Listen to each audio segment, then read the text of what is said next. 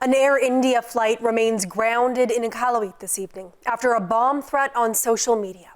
The plane was flying from New Delhi to Chicago when the airline says it made an emergency landing out of caution. Samuel Watt has more.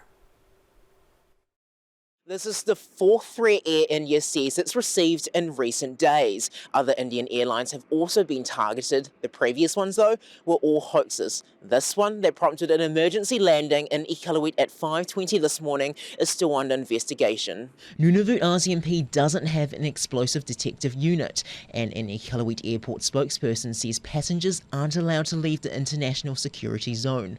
Local restaurants are delivering dozens of pizzas to the 211 passengers and crew who've been stranded for hours. CBC understands they'll spend the night in Iqaluit while investigations continue, though there's no word on how long that will take.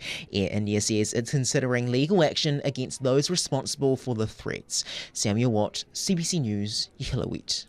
Now on the ground in Iqaluit, where the Air India passengers still are, we do now have confirmation from RCMP that explosive specialists have arrived in Iqaluit and they are assisting local police. Earlier this evening, the CBC spoke to some of these passengers who've been stuck inside Iqaluit Airport security zone for more than 12 hours, and tensions were high.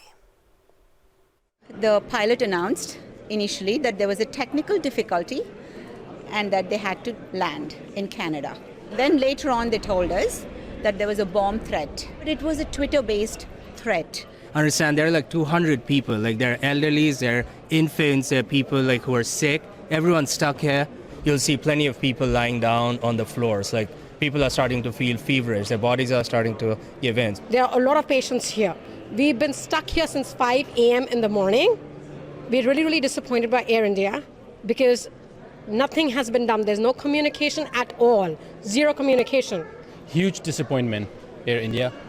When you have no information, you can imagine what we be feeling. Thanks to no phones, we actually made some human contact. We made friends.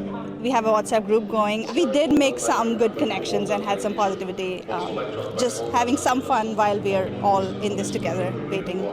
We had like kids taken care of, the elderly taken care of a little bit, so it wasn't as bad. Huge kudos and thanks to the staff of the Iqaluit Airport. They attended to every single aspect of what is needed for stranded passengers, which we greatly appreciate, okay? Kudos, big cheers to the airport staff, guys. Yeah.